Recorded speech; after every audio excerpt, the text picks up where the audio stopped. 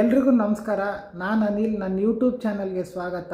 ಇವತ್ತು ಒಂದು ಗಾದೆ ಬಗ್ಗೆ ನಾನು ಮಾತಾಡ್ತಿದ್ದೀನಿ. ಆ ಗಾದೆ ಯಾವ ರೀತಿ ಇದೆ ಅಂತಂದರೆ, ಸಹವಾಸ ದೋಷದಿಂದ ಸನ್ಯಾಸಿ ಕೆಟ್ಟ ಅಂತ. ಇದು ಯಾಕೆ ಹೇಳಿದ್ದಾರೆ ದೊಡ್ಡವರು ಅಂತ ಅಂದರೆ, ನಾವು ಯಾವಾಗಲೇ ಆಗಲಿ ಉತ್ತಮವಾಗಿರೋಂಥವ್ರನ್ನ, ಮತ್ತು ಆಮೇಲೆ ಒಳ್ಳೆ ಗುಣಗಳಿರೋಂಥವ್ರನ್ನ, ಮತ್ತು ಆಮೇಲೆ ತುಂಬ ಚೆನ್ನಾಗಿ ಓದೋ ಅಂಥವ್ರನ್ನ, ಮತ್ತು ಆಮೇಲೆ ತುಂಬ ಒಳ್ಳೆ ನಡತೆ ಇರೋಂಥವ್ರನ್ನ ತುಂಬ ಹತ್ರದಲ್ಲಿ ಇಟ್ಕೊಂಡು ಅವ್ರ ಸಹವಾಸ ಮಾಡಿದ್ರೆ ನಾವು ಅಭಿವೃದ್ಧಿ ಹೊಂದ್ತೀವಿ, ಮತ್ತು ಒಳ್ಳೆ ಗುಣಗಳನ್ನ ಕಲ್ತ್ಕೊತೀವಿ, ಮತ್ತು ಆಮೇಲೆ ಎಲ್ಲ ಕ್ಷೇತ್ರದಲ್ಲೂ ಮುಂದೆ ಬರ್ತೀವಿ. ಅದನ್ನು ಬಿಟ್ಬಿಟ್ಟು ನಾವು ದುಷ್ಟ ಜನಗಳನ್ನ ಸಹವಾಸ ಮಾಡಿದ್ರೆ ಅವರಲ್ಲಿರೋ ದುಷ್ಟತನನೆಲ್ಲ ನಮಗೆ ತುಂಬಿಡ್ತಾರೆ, ಕಲಿಸ್ಬಿಡ್ತಾರೆ. ಅದರಿಂದ ನಾವು ಹಾಳಾಗಿ ಹೋಗ್ತೀವಿ.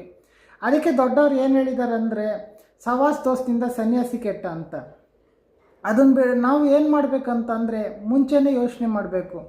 ಯಾವ ಜನದ ಹತ್ರ ನಾವು ಮಾತಾಡಬೇಕು, ಯಾರು ಸಹವಾಸ ಮಾಡಬೇಕು, ಯಾರು ಸಹವಾಸ ಮಾಡಿದ್ರೆ ನಮ್ಗೆ ಒಳ್ಳೆಯದು, ಯಾರು ಸಹವಾಸ ಮಾಡಿದ್ರೆ ನಮ್ಗೆ ಅದರಿಂದ ಕೆಟ್ಟದಾಗುತ್ತೆ, ಮತ್ತು ಆಮೇಲೆ ಏನೆಲ್ಲ ಅನಾಹುತಗಳಾಗ್ತದೆ ಅಂತೇಳಿ ಅದನ್ನು ಬಿಟ್ಬಿಟ್ಟು ನಾವು ಮುಂಚೆನೇ ಯೋಚನೆ ಮಾಡಿದ್ರೆ ಒಳ್ಳೆಯದು. ಅದನ್ನು ಬಿಟ್ಬಿಟ್ಟು ಒಂದು ಸಾರಿ ಕೆಟ್ಟವ್ರ ಸಹವಾಸ ಮಾಡಿಬಿಟ್ರೆ ಅವರಲ್ಲಿರೋ ಕೆಟ್ಟ ಗುಣಗಳನ್ನ, ಮತ್ತು ಆಮೇಲೆ ಅವರಲ್ಲಿರೋ ಕೆಟ್ಟಗಳನ್ನೆಲ್ಲ ನಮಗೆ ತುಂಬಿಬಿಟ್ಟು ನಮ್ಮನ್ನು ಹಾಳು ಮಾಡಿಬಿಡ್ತಾರೆ. ಅದಕ್ಕೆ ದೊಡ್ಡವ್ರು ಏನು ಮಾಡಿದ್ದಾರೆ ಅಂತಂದರೆ, ಗಾದೆನ ಹೇಳಿದ್ದಾರೆ, ಸಹವಾಸದಿಂದ ಸನ್ಯಾಸಿ ಕೆಟ್ಟ ಅಂತಂದರೆ, ಅಂದರೆ ಸಹವಾಸ ದೋಷದಿಂದ ಸನ್ಯಾಸಿ ಕೆಟ್ಟ ಅಂತಂದರೆ, ಇವಾಗ ಅವರು ಸನ್ಯಾಸಿಗಳನ್ನ ಸಹವಾಸ ಮಾಡಿ ಇವನು ಕೆಟ್ಟೋಗಿದ್ದಾನೆ ಅಂತ ಅರ್ಥ. ಅಂದರೆ ಇವಾಗ ನಾವು ಯಾವ ರೀತಿ ಅಂತಂದರೆ, ಇದು ನಾವು ಒಳ್ಳೆ ಜನಗಳು ಸಹವಾಸ ಮಾಡಿದ್ರೆ ಒಳ್ಳೇದು ಕಲ್ತ್ಕೊತೀವಿ, ಈ ಕೆಟ್ಟ ಜನಗಳನ್ನ ಸಹವಾಸ ಮಾಡಿದ್ರೆ ಕೆಟ್ಟತನ ಕಲ್ತ್ಕೊತೀವಿ. ಒಳ್ಳೆ ಜನ ಸಹವಾಸ ಮಾಡಿ ಒಳ್ಳೆತನ ಕಲ್ತ್ಕೊಂಡು ನಾವು ಸಮಾಜದಲ್ಲಿ ಒಳ್ಳೆ ಹೆಸರು ತಗೊಂಡು, ಒಳ್ಳೆ ಉದ್ಯೋಗ ತಗೊಂಡು, ಒಳ್ಳೆ ರೀತಿಯಲ್ಲಿ ಬಾಳೋಕ್ಕೆ ಉಪಯೋಗ ಆಗುತ್ತೆ. ಈ ಕೆಟ್ಟ ಜನಗಳನ್ನ ನಾವು ಸಹವಾಸ ಮಾಡಿದ್ರೆ ಅವರಲ್ಲಿರೋ ಕೆಟ್ಟ ಗುಣಗಳಿಂದ ನಾವು ಕೆಟ್ಟವರಾಗ್ತೀವಿ, ನಾನಾ ರೀತಿ ಕೆಟ್ಟ ಅಭ್ಯಾಸಗಳನ್ನ ಕಲ್ತ್ಕೊತೀವಿ, ಮತ್ತು ಆಮೇಲೆ ನಾವು ಸಮಾಜದಲ್ಲಿ ಕೆಟ್ಟ ಹೆಸರುಗಳನ್ನ ತಗೊತೀವಿ, ಮತ್ತು ಆಮೇಲೆ ನಮ್ಮಿಂದ ಎಲ್ಲರೂ ದೂರ ಆಗ್ತಾ ಬರ್ತಾರೆ.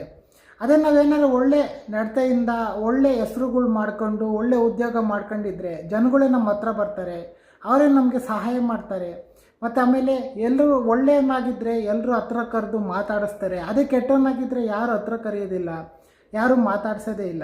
ಮೇಯ್ನಾಗಿ ಗಾದೆ ಅರ್ಥ ಏನಂತಂದರೆ, ಮೇಯ್ನಾಗಿ ನಾವು ಒಳ್ಳೆ ಜನಗಳು ಸಹವಾಸ ಮಾಡಬೇಕು, ಕೆಟ್ಟ ಜನಗಳನ್ನ ಸಹವಾಸ ಮಾಡಬಾರ್ದು, ಮತ್ತು ಆಮೇಲೆ ಅವರಿಂದ ನಾವು ದೂರ ಇರಬೇಕು.